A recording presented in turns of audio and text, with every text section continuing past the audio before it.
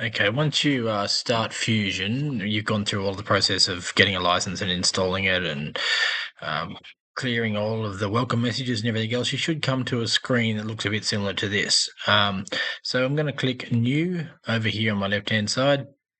Again, if this is the first time, you might get a message here about a video to watch. Just click OK to get through it. That's not a drama, but eventually you'll get to this screen where you can create a new design. There's a few different types of designs that you can create. To start with, most of the time we're just going to be using a simple parts design. This is for single parts. This one here is for assembly when you're dragging multiple parts into an assembly, and this one's a bit of a combination of these two put together where you can create a part in it, plus you can bring parts into it. Doesn't really matter which one you choose because you can change it later on if you need to. These should be left on the defaults over here of the type is modeling, and then the units should be millimeters and grams. So I'm going to click parts design here, and then I'm going to click create new over here, and that should load this screen here.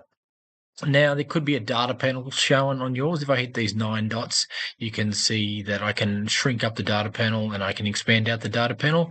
The data panel is like the folder where you save all of your work, and there's a browser tree over here. But for the moment, I'm just going to hide that out of the road so that I've got the most screen possible here. In Fusion, you start with sketching in 2D. So you start with a sketch on a particular plane. Now you can sketch from the top looking down onto the front or from the side when you first start. After that, you can sketch on any surface of the design that you make. But to create a sketch, actually, I'll go through these menus a bit. These menus change as you're in different modes. This is the solid space menu. If I look in create here, I've got these are the things that I can generally create, and usually you're starting with create sketch. Now you'll see this little icon here is the same as this icon up here. That's because these are shortcuts for the most commonly used things in this particular menu. So for me, I can click on this create sketch icon up here. Now, if we hold the mouse still, it'll tell us what it wants you to do. So it wants to say select a plane or a plane of face to sketch on.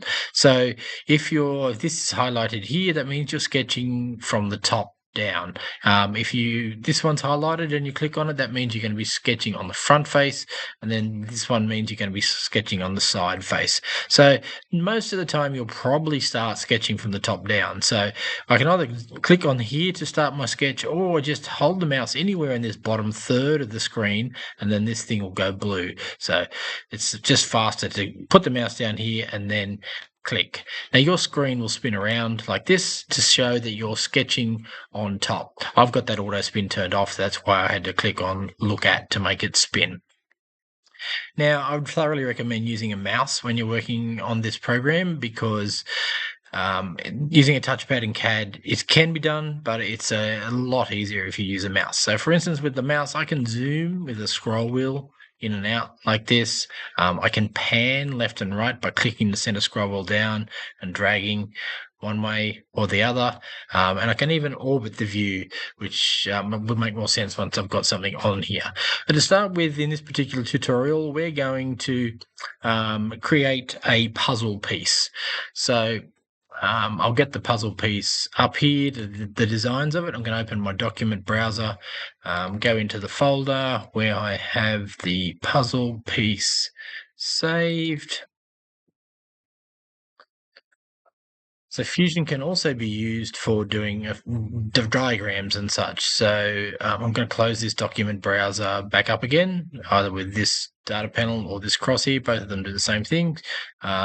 And now I have two documents open. So I have my document I just opened here, which is my design, my drawing. And then I have this one over here, which isn't saved yet, still called untitled, which is where we're going to actually create this part. So this thing that I need to draw here, it's a jigsaw puzzle piece, and the basics of it are we try and draw the main shapes we can see. We can see there's a square shape in here, and that's 30 millimeters by 30 millimeters. So I'm going to switch across to my design. So I started creating a sketch, so I'm in sketch mode. Now that I'm in sketch mode, the menus have jumped up to this option up here, which has shown different things across the top here now. The first thing I want to do is create a rectangle. So if I go into create, slide down to rectangle. You'll see there's 3 different rectangle options here, and one of them's actually got R next to it, which means there's a shortcut key assigned to it on your keyboard. So you can click R on your keyboard, and it'll take you to the rectangle option. I want to go to the center point rectangle, so I'm going to click this one. And again, the mouse will tell me what it wants to do. It says place the center point. You should always tie some of the early points in your sketches to the origin so that they're locked to a known spot. So I'm going to place my center point on the origin being the intersection of these lines here. So if I click once here, I've clicked there. Hasn't actually drawn anything yet, but it will draw once I start to move the mouse out. So as I move this around, I can then change the size of this rectangle. Now we need to, where the size on the left-hand side there, the 91.226 is written, I want to change that to 30. So I'm just, because it's already selected, I can literally just start typing and it'll delete what's there and replace it with 30. So I'm going to type 30. And that's set that particular height to 30. Now, a common thing to what a lot of people do now is they try and use their mouse to go down here to get to this dimension, to try and click the cursor to get into the other dimension.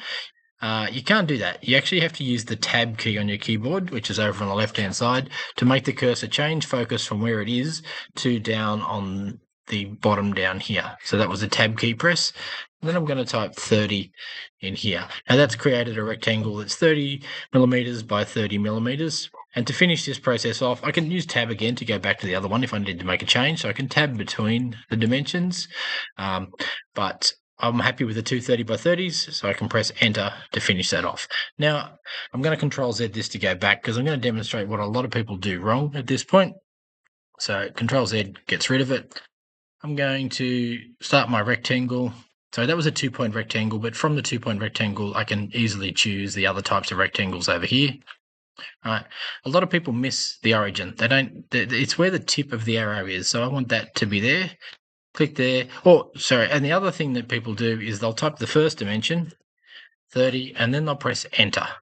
Okay, now that sets this dimension to 30, but it actually finished the drawing of the rectangle. So this other dimension, which is the width of this side here, hasn't been set. And if I grab this corner, I can actually move this around. It's not fully constrained. If this was to happen, I need to manually dimension this line here. To do that, go into my create menu and you'll see down the bottom here I've got sketch dimension. And I also notice there's a D here, so in the future I can just hit D on the keyboard like this, and that turns on my dimension tool. Now with dimensioning, you can either you got to do a few mouse clicks. So I can dimension the whole line by clicking the line once. Sorry, that was already selected. I'll click it again now. So click the line once, and then the second click is where the writing is going to appear. So it's a good habit to try and get your writing to appear halfway between where you expect the 2 arrows to end up. So for me, it's going to end up here in the middle. I don't really want this in here where it's really busy and dirty, so I want to get it out of the diagram if I can. I'm going to click that there. Now I can type over that and type 30. All right, so that's the way to dimension it, or add a dimension to one side. I'll Control Z this back again. One more. Okay. The other way you can dimension is D for dimension. And I want to dimension from this point. So I click once on that point. Then I click once on this point. And then I place the writing. So that's a 3-click dimension. All right. So I click there and press 30. Now the other now Control Z this back again. The other thing that often you can do is if this line's already selected like this, before I start the dimension tool, like this, it's already jumped straight into dimensioning that line. So then it's literally just one click where you want the writing to appear. So that's the basic part of drawing our 30 by 30 rectangle. At this point, it's pretty small in the side of my screen because I've got to start drawing circles here and here to make it look like this puzzle piece. So I'm going to zoom in on this. So I have a scroll wheel on my mouse, so I can just roll my scroll wheel in and out, and I can drag it around if I need to by pressing and holding the center scroll wheel down. Now that I've got this drawn here, I'm going to draw a circle up here and another circle in here. So You can see up here there's a circle up there that's been docked up onto the shortcut menu. It also lives in the actual menus here. There's different types of circles that we can draw. We can draw ones from 2 points or from 3 points or from a couple of edges. The most common one you'll use will be this center diameter circle, which has also got the shortcut of C. So if in the future we can just press C on our keyboard. So I'm going to click a center diameter circle. And again, the mouse tells me what it wants me to do. It says place the center point. So I'm going to place my center point somewhere up here above the middle of the thing. When I clicked it once, a no circle has appeared, but it will once I start dragging the mouse out. Now again, if I was to click here, the dimension would disappear. So I actually want to set this circle to 10 millimeters before I click again to finish the process. So I'm going to type 10 in here and then click OK. Sorry, click enter on the keyboard. So I said a lot of people, the mistake they make is they click and hold the mouse and they drag it out. And then they have to click again to put it somewhere, and then the dimensions disappeared and it hasn't been dimensioned. If this was the case, you can dimension it yourself by clicking D on the dimension to bring up the dimension tool.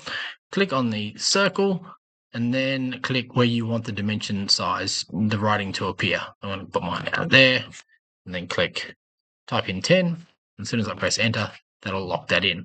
Now you'll notice this square is black and this circle is blue. That's because the square is fully constrained. It can't be moved, it can't go anywhere, but the circle itself can be moved. Now I've still got the dimension tool active because you can see the little dimension underneath the arrow. So I need to press the escape key on the keyboard to deselect the dimension tool. So I'm now back to the pointer tool. And why I wanted to do that was to show you that I can actually move this around. It's not locked in anywhere. That little other circle that's appearing there, that's just my screen recording software. So don't worry about that if you don't see that on your computer. That just shows when I've got the mouse held down.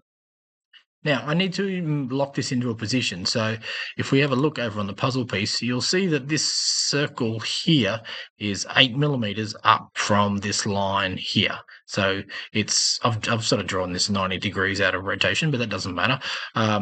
We need to draw this circle. We need to dimension the center of the circle to be 8 millimeters above this point here. So if I go here, back to my design, D to start my dimensioning tool, nothing was selected when I first had turned the tool on, so I need to click once on the center of the circle, once on the line. Oh, sorry, I must have already had the center of the circle clicked. Now click the center of the circle. So I'm doing the 3 click things. So, and then again, where I want to put the writing. I don't want to put it right in here because it's going to get messy and confusing in there. So I want to pull it out to the side a bit, and I want to again get this in roughly where it's going to end up being in the middle of this design. So I'm going to click here to write the writing, and then I'm going to set that to 8 millimeters and then lock that in. I'm going to press escape now to get out of my dimensioning tool, just to show you what the effect of that's done. So now this circle, if I grab it in the center, I can not move it. That was because I pressed and held down. So if I grab it quickly and start moving it, I can move it left and right, but I can't move it up and down. Right? That's because this dimension is locking its height in, but I've got nothing locking its center position in. And because I want this vertically straight above the origin, I can use the vertical constraint. So in my constraints menu, I have all different types of constraints. Right? The one I want is the vertical horizontal constraint. Right? And that was blue when I first clicked it, so it's probably going to just work if I click that. Yes, so that was already selected. So usually you would click that, and then you would click that, and then that would lock that in. You'll see this little symbol that's appeared here and here. That means a constraint has been applied between that option and that option. So if I press escape now to get out of the dimension tool, you'll see now if I grab this, I can't move it. It won't drag around anywhere because it's gone black. It's fully constrained. So now I need to draw another circle in here. So C for circle is my shortcut. 1 click in the middle. Next click is, sorry, I don't click, I drag outwards, and then I type my size before I click. So 10, enter to lock it in. Now this is also the same 8 millimeters in from the edge. So D for dimension. 1 click on the circle, 1 click on the line. Next click is where I want to put the writing, and I want to change that to be 8 millimeters. Now again, it's still blue. If I escape out of my dimension tool, it's blue because I can move it up and down. Right, so I actually want this to be horizontal here with this center point. So I'm going to press escape this time so nothing's selected when I first turn on the horizontal tool. Right, now you can see the cursor changes to the horizontal tool, so I can click this dot, and this dot, and now you'll see it's jumped to black and it's just lined itself up. So that's fully constrained at the moment. Next thing I've got to do is these lines in here. So if I go back to my puzzle piece, you'll see that these join up. I've got nice little curved edges here. We'll add those in later, but for the moment, I just want to draw a straight line that goes through here like this. So the line drawing tool, if I go into the create menu, you can see it's here, and it's also got a shortcut key of L. You want to learn these shortcut keys. The more you use those, the faster you'll design. So I'm going to press L on my keyboard, right? And then it's saying, if you hold the mouse still, tells you what it wants. Place the first point of the line. I want my first point of the line to be on this circle. Now you'll see the cursor changes from a square where it's just randomly floating out in space to a cross here where it's touching the circle. I don't actually want it right up here on the side. I actually want it down around this corner a bit. So I click once to place it here. It doesn't draw anything until such times as I move the cursor. And I'm going to zoom in here just so we can see a bit of what's going on. Now, this line can be drawn at angles, at different lengths, and touching the line and not touching the line. So I want to bring this down here until it's on the line, and that's when they'll see with a cross that's appearing there. And I also want to get it vertical where that little right angle symbol appears there. I'll draw one in a second that's not vertical, and I'll show you how to fix that, but that's where I'm going to click it. Now, I don't actually want to specify the size of that line because I don't know exactly how long that is. So I know that it's 6 millimeters from this line to this line, but I don't know the length of that line. My line tool's still active. So I'm going to click up here. I'll purposely put this one in a different spot, and I'll purposely put this one at an angle, right? But so I can either make this vertically constrained to make this vertical, or I'll show you what this constraint is here. This is a right angle constraint. So if I go in here and go to the perpendicular constraint, I can say I want this line. I'll just click that line and this line to be perpendicular, and now let's put that one straight up and down. I'm going to press escape to get out of my perpendicular constraint tool. Now the gap between here and here from our puzzle piece is 6 millimeters. All right, so we need to dimension between those 2 points. So I'm going to turn on my dimension tool. So nothing's selected. I can press escape to check that nothing's selected. D for dimension. I'm going to click that line once. As I'm doing this, it goes, oh, you want to dimension that one line by itself, but that's not the case. I want to dimension from that line to this line. So now I click again, and now the dimension's going, okay, between those two lines, and then the third click is where we want the dimension to appear. So I'm just going to put this down here. It's not a real easy spot to put this. I don't usually like putting dimensions inside drawings, but we sort of have to here. I'm going to lock that in at 6 mil. Now, my dimension tool's still active. I'm just going to press escape to turn that off just to show you something.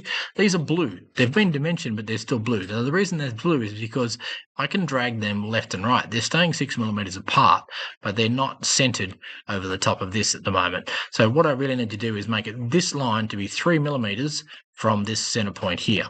So I'm going to D for dimension. I'm going to dimension this line, one click on there. Then I'm going to go down to the origin here to click down there, and then I'm going to place the dimension there, lock that in at 3. Now that's gone black. That's fully constrained. Then we've got to repeat that process over here for the lines over here. So L for line, one click on the circle, one click on the line, another click on the circle, another click on the line. All right, I want a dimension between the two lines, so D for dimension, from that line to that line. That can be 6 millimeters.